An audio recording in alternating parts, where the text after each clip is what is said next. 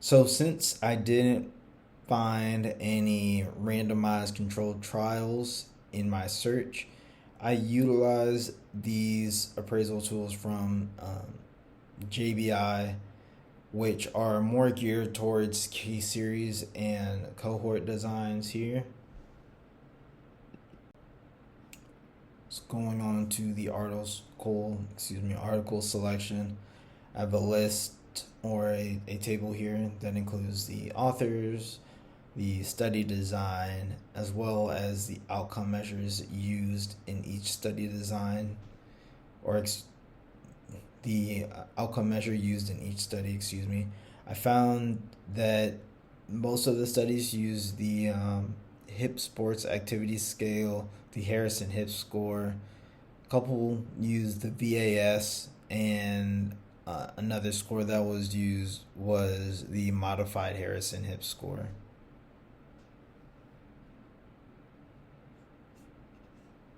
And excuse me, the HIP outcome score for sports specific subscale was also used. Here's my Prisma diagram. Initially, I started with a total of 544 articles. Or excuse me, I started with a total of 874. Yep, 874 articles for both the PubMed and Web of Sciences combined. Later, after exclusion of duplicates and exclusion of articles that didn't fit my criteria, I was able to get all the way down to a total of 15 articles that were included.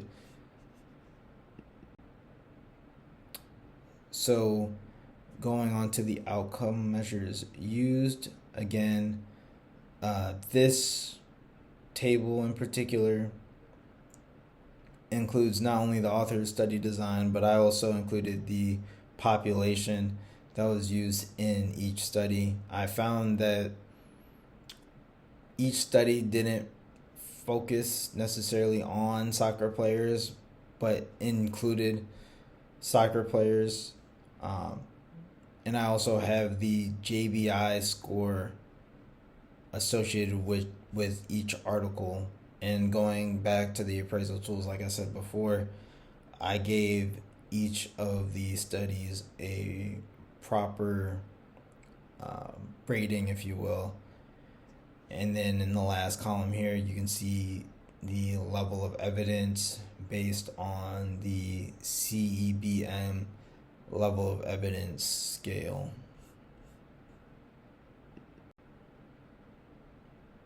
All right, and here are my results. So the largest return to play time was reported by Anari et al., which included 83 soccer players. And I believe the smallest return to play time that I found here was a total of 3.8 months. And that was recorded by. Let's see. I'll talk about that in the next slide, actually. Or the slide after this. But, so.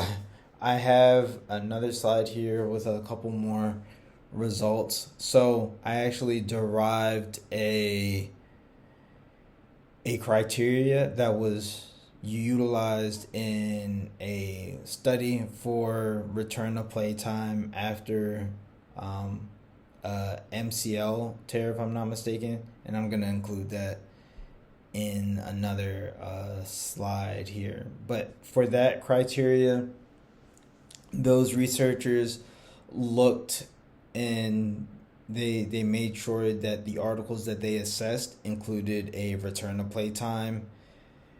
They also made sure that the articles contained a conditional criteria for progression of the athletes in order to return to play time, in order for the athletes to return to play. a measurement for conditional criteria. So, say an outcome tool, for instance, the modified Harrison Hip score, or a tool similar, in order to measure the patient's ability to progress, and a rehabilitation protocol as well. So this scale went from 0 to 4. You basically establish or um, designate 1 point if the article fits that particular metric. So, for instance, if an article had a return to play time, a conditional criteria, a measurement for a conditional criteria, as well as an established rehabilitation protocol, that particular study would get a rating of 4.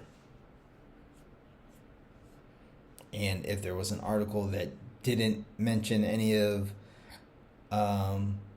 the certain metrics explained, then the article would receive a rating of 0.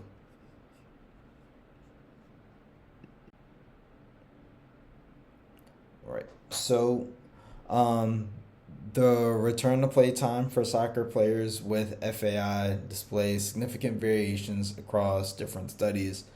This is plausible due to patient characteristics, severity of impingement, symptom duration, and treatment protocols.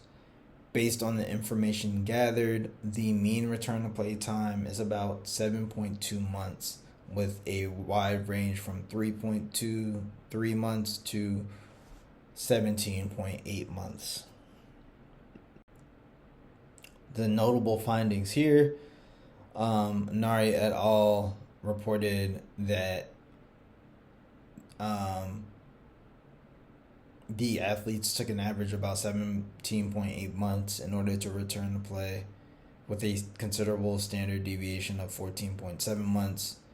And the shortest return to play time was mentioned by Philippon et al. It documented that the average return to play time after hip arthroscopy was 12 to 16 weeks, approximately 3.23 months.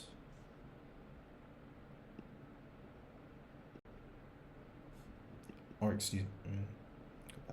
So, revisiting our PICO questions here, what is the difference in return to play time for soccer players with femoral acetabular impingement who have undergone hip arthroscopy combined with physical therapy versus those who have received hip arthroscopy without physical therapy? So I didn't find any literature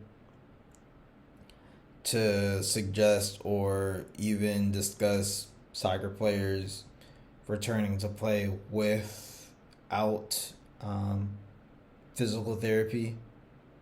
So again, I would say that the mean return to play time is 7.2 months.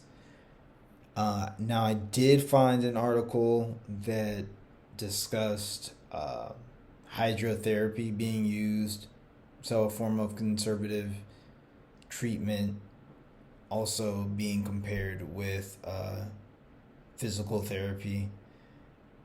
I didn't include the results for that, so I have to go back and include that.